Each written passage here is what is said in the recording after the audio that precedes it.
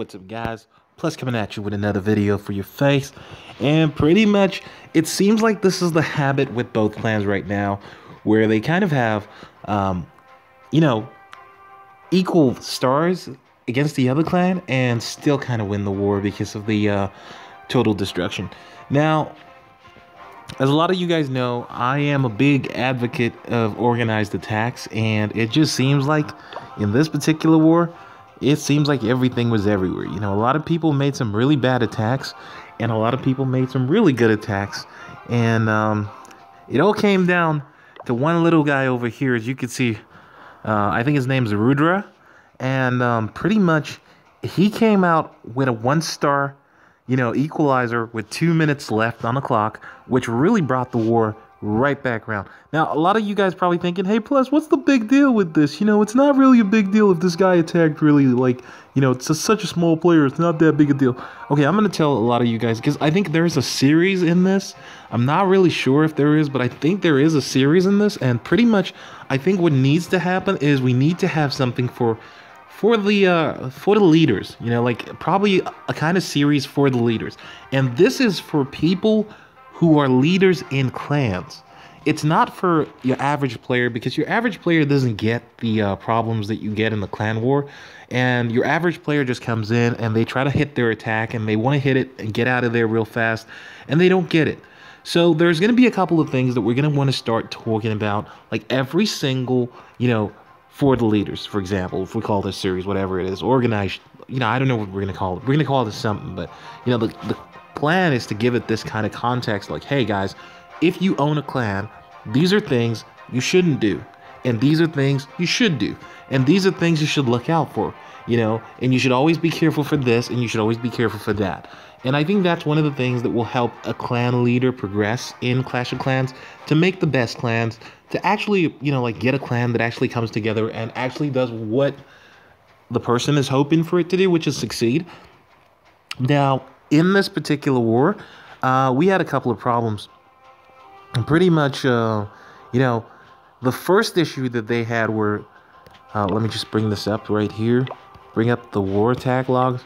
And you can see right from the bat, I mean, like, the top guys are people who you kind of expect to attack. You know, you expect these guys to attack, and you expect a lot of these guys to really come out and make their attacks and really do what they need to do in the clan. There were a lot of issues with a couple of players attacking after 12 hours, which is the deadline we get to most of the people that are not in CC. So what we tell people to do is, look, if you're not in CC, you want to attack, you know, within the first 12 hours of war. So you can call it this, like, you know, if you're going to organize your clan around what we're doing here at 17 Dragons, then this is the first thing you need to do. You need to tell people, anyone that's not a co-leader or an elder or whatever, just say straight to them, hey, listen, guys, you need to attack within the first 12 hours of war. Now, the reason for this is you need players that are guaranteed to attack in CC, as we like to call it, cleanup crew.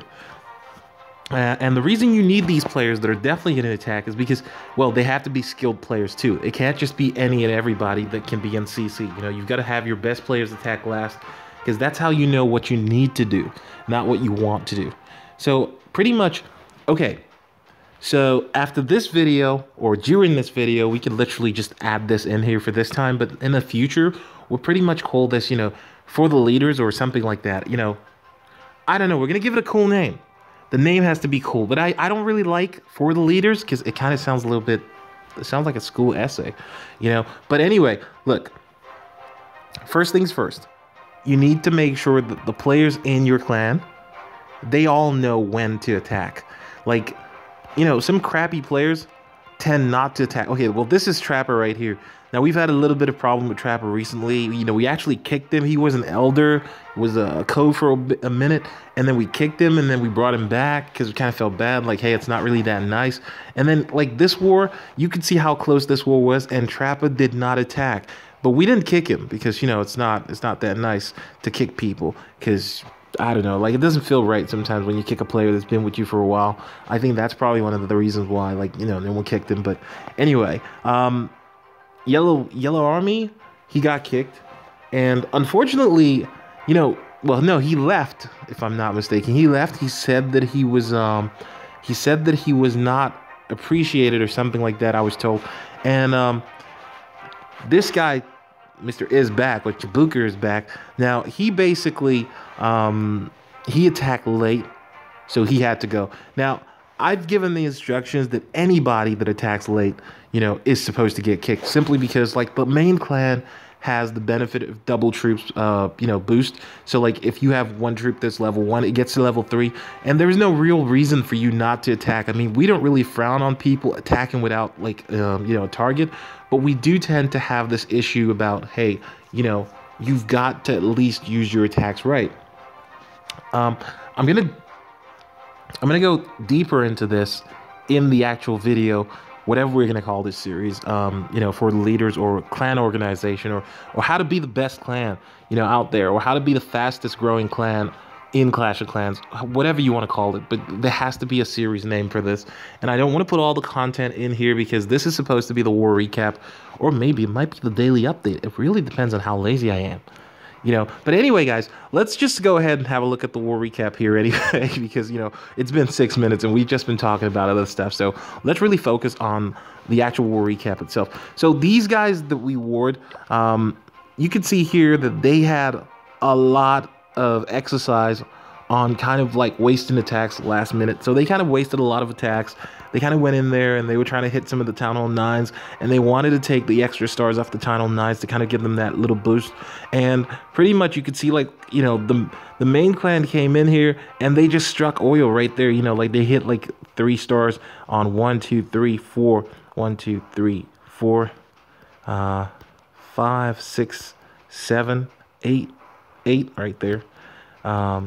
8 attacks literally before the end of the war. So, like, they hit like 8 3 stars within the last 3 hours of the war. So that really would make a big difference. That's like 24 extra stars. So that's a big deal, like, for somebody. If you're watching, the other guys on the other team just picking up stars, plus the other 2 stars here, which makes it 26 stars. So if you're watching the other team just pick up stars, they're picking up like, 24 stars, for example. It really does add to the total number of stars that the other team has. And in the worst case scenario, if it's just 1 star extra and it makes it 8 extra stars, then it really is a big difference to the war. So these guys probably felt like they had won this war right before the war came to an end. Now, I guess at the end of this war, everybody must have been looking for somebody just to come in and drop an attack to actually get that last star. Now, the big problem in this war was, if you look down here, you can see there's a lot of bases, 2 stars, 2-star bases that really shouldn't have been 2-star. Let's go ahead and have a look at what Rory did over here. And I'm not sure, but I think she's a she. And this base really is not good enough to really be, struggling for a player. It really is not the kind of base that you expect someone to really have difficulties in destroying, because besides the actual storage unit over here, this base is pretty easy to take out. I mean, okay, she starts the attack and really hasn't actually even considered where the air defenses are. And, this is an attack that really is not that good. The use of the king has not been used right. There's an attempt to use hogs, which I don't get why there's an attempt to use hogs here. There should have been loons in the CC. And again, look at this. This is like, it's like a kind of retarded approach to dropping dragons. Dude, if you are dropping dragons, drop all your dragons so you get the biggest results from the dragons. Dropping dragons like this is the worst thing you can do in Clash. Like, I tell people this stuff all the time, and they drop the dragons like they're retarded or something, or stupid, and it never makes any sense. Like, look, there's still 1 dragon in here, and it doesn't make any sense. There's a dragon that could have just attacked this right from the get-go, but no. Rory here decides to drop this dragon, like, after, I don't know, like a minute plus in the attack, and this is a waste of time. Now, the loons would have made it all the way over here if he was smart about the way she dropped the loons in the first place, but again, players like this, in a war like this, where you see the results that come out, and the results literally were like 1 star apart, it makes you think sometimes, like, this is why folks, sometimes get kicked from the clan, and people think, hey, it's not nice the way you're kicking people, but, you've got to think about the clan in the long term. You can't have players that are level 10 that can't really take out a level, Town Hall 6 base. It's just not right, and the worst thing is, So there's a replacement on this attack here. There's another attack down below where another player tries to hit this base. And again, it comes down to like good allocation. You really should not be given, this base right here with the bases below. You really should not be having this base attacked by a Town Hall 6.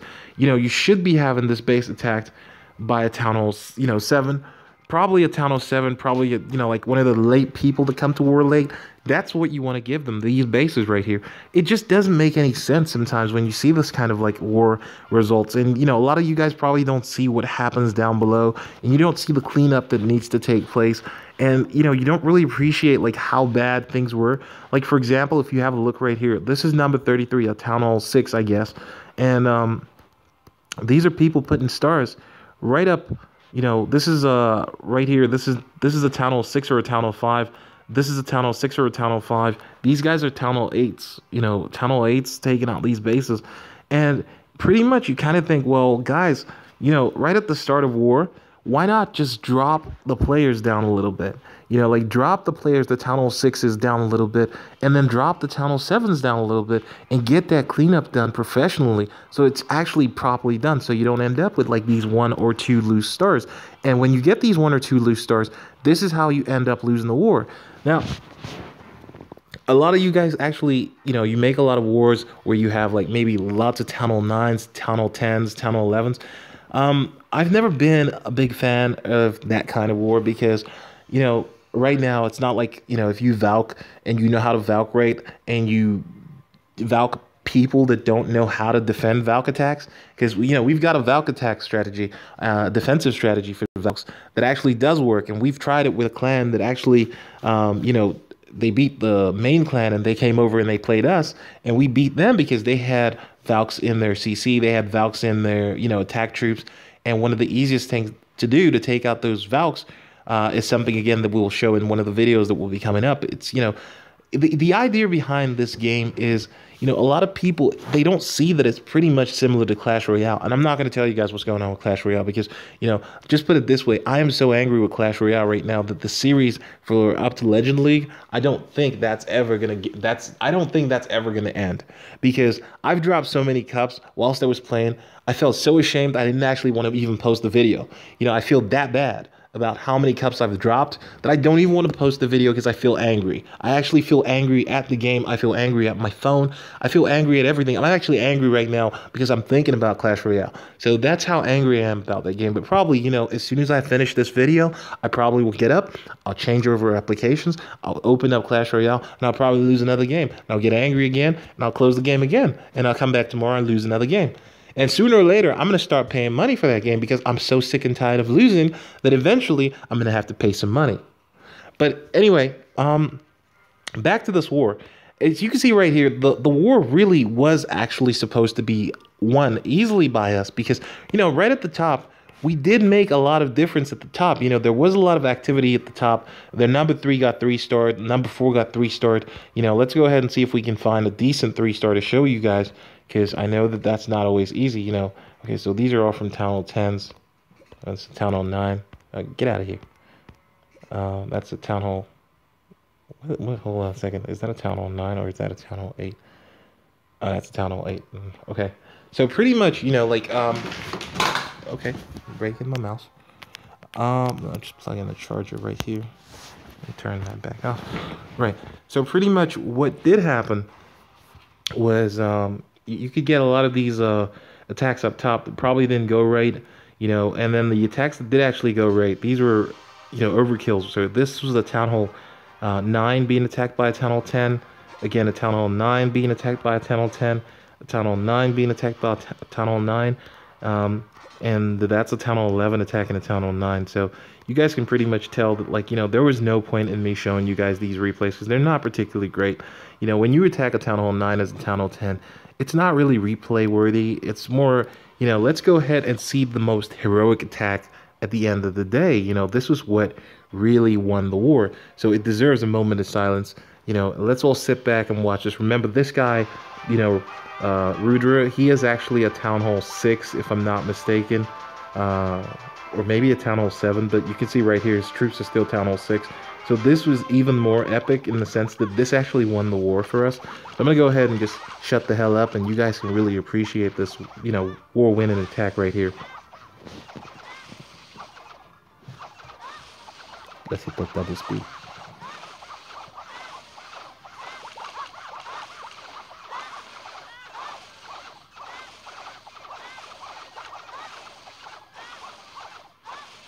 He gets lucky on that takedown of the dragon. And here comes the party. Gets lucky that there's no, you know, spring traps. It's really strange because there really should be spring traps around these areas. It makes no sense that there isn't.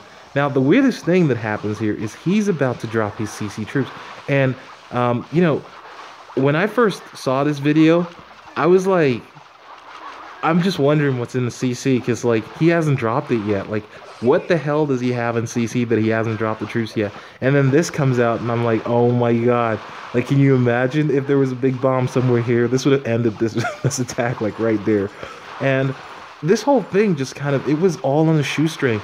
Like, you just realize how much the war kind of hung on this guy's attack. And it really makes you realize, like, you know, this is the reason why we tell people to please use their attacks within the first 12, you know, hours, because stuff like this wouldn't happen if you use your attacks within the first 12 hours. It won the war, and that's why I guess they let him stay. Because pretty much, I guess, if this had happened, I would have personally kicked him, because I would have been like, well, no, you're still late. You know, you didn't use your war attack. But I guess if we left Trapper in here, then it pretty much is not right for us to kick the one guy who actually won the war with his late attack. But, you know, and then he didn't use a second attack. You know, so pretty much, I guess you guys can kind of understand, like, this is one of the problems that we have in this clan. You know, we get a lot of players, they come in and they don't read the rules. You know, they just come in and they get sad if, like, you tell them, hey, dude, you didn't follow the rules. And they're like, why are you so angry? You know, like, but guys, you know, if you want us to take you into the clan, and you come to the YouTube channel and you don't even subscribe, which is the most annoying part for some of you guys. Like, some of you guys are not even subscribers, and you come out there and you're like, hey, can I join your clan? Dude, if you're going to ask to join the clan, at least hit the goddamn subscribe button gently. You know, at least hit that and be like, okay, hit the like button. And then be like, hey, I'm a subscriber. I'd like to join your clan. And then somebody could say, well, actually, guys, let's try and make a space for this guy. But no, we don't take players that are over Town Hall 6. So, you know, don't even bother. If you're asking right now, if you look down in the, you know, comment section, you'll probably see that one guy. There's always that one guy that comes into the chat in the video, and he's like, hey, can I join your clan? And sometimes I want to shout at these players, because I'm like, dude, if you're not even going to watch the video and you're not even going to ask yourself, like, hey, do we take players that are over Town Hall 6? And then you're just going to ask us, can you join? And you don't really care what we've written down in the clan description in the game. Then why should we let you join? You know, like, that's one of the biggest questions that I keep on having in my head. And I'm like, I don't get these guys. But yeah, like, this war really kind of, it almost went down to the fact that, like, a lot of these low players did not attack. It also almost went down to the fact that a lot of these low players did bad attacks. So, you know, the biggest thing that there is in Clash is always look out for these low players. And again, as a coordinator for the war clans, you know, always kind of make sure that these guys are accounted for when you're prepping the people that will attack. So, like, don't just hope that these guys will show up. Know that these guys will show up. If you know that these guys will not show up, or you don't know if these guys will show up, then you shouldn't be relying on these guys in the first place. Because a lot of the time, you know, I come into a clan, I see people saying, hey, but the guys down below, they didn't use their attacks. Yeah, because, okay, maybe they didn't use their attack one war and you left them in there. And, you know, like, if you think about it, like, if you drop one of these players or two of these players every war, you can replace them with a player that just started the game. And if you replace them with a player that just started the game, you're more likely to have a player that will attack in the next war. The problem is, like, a lot of people tend to want to keep these for matchmaking players, and it gets to a point where you know the player is not active anymore. And the problem is, players that are supposed to sort through the clan and just kind of sieve out the crappy players that are not active or whatever, they don't do that job anymore. And then by the start of war, they just come in and they just try to fill the clan up. So when they come in and try to fill the clan up, they fill the clan up with bad players, forgetting that they're already bad players that will not attack. And they don't clear out these players because they're in a rush to start the next war. And this is one of the biggest problems that you can get as a person that's organizing wars. But anyway, you know, as it turns out, Main Clan got lucky and they won this war. They really shouldn't have won this war. They've already lost 46 players. So they've already lost 4 players, which is not always a good thing, you know, if the war hasn't even started yet. And they'll probably lose some more. But the biggest thing that I've always said to a lot of people in both clans is, if you drop a player, replace that player yourself. Like, you know, I saw here earlier on that Tom Moose dropped a player, but then he hasn't replaced the player, which kind of makes me think, well, here's the biggest problem that you get. You know, as time goes by, the clan will kind of drop a lot of players over the course of, like, you know, 12 or 24 hours when there's the war preparation, and also during war. Now, if this is going to happen, you need to already start adding players back into the clan. You know, and if you're not going to add those players back into the clan, then you're going to end up in a position where the player basically is missing and you need to replace them right before war, and you're like, you're pushing, you're rushing. Anyway, guys, listen, this was the war recap video. It's not supposed to be a war recap video because it's actually going into this new segment that probably is going to be created earlier on today, or like later on today. The aim of this video really is just to show you what happened with the B Clan in their last war, just to give you the recap, and obviously to see the current war. You know, I'm not participating. I know. All right, but it's just to see the new war and just to see like what's going on. It shows you there, you know, and this is one of the things that we tend to tell people to use if you're actually going to be going up against Valks, because that really does work a treat. Like, if you're going up against Valks, it will stop Valks dead, and it will really make a big difference. Like, the dragon is not a big problem. Like, if you're going up against, like, if someone comes at you with Peckers, you're done. You know, like, the Pecker will take out your building, and pretty much they should get like a couple of your structures if you have a dragon in CC. But if you've got 2 witches and a couple of wizards in CC, there is no hope for that Pecker. I mean, he will be there like striking at Larry's. The queen will be doing the same thing. The king will be doing the same thing. You know, the wizards will be trying to it will be a big mess, and pretty much at the end of the big mess, your defensive structures are still taking out those kings and queens and all the other troops. So they will very rarely get 3 stars. Anyway, like, if you think about it, if you want to check this out for yourself, put a couple of witches in your CC, 2 wizards and a couple of archers, and actually just put them into your CC and wait overnight, because at some point somebody is going to attack you with a couple of Valks. It is standard now, and you will see that you will actually have a defense against the Valks if your defensive structures are actually better than the, you know, like a lower level. For example, like if you're a Town Hall 10, you don't want your defensive structures at the point of Town Hall 9 or maybe Town Hall 8. A lot of people have that, where they're, you know, defensive structures like the archer towers or the mortars, or, you know, the Teslas.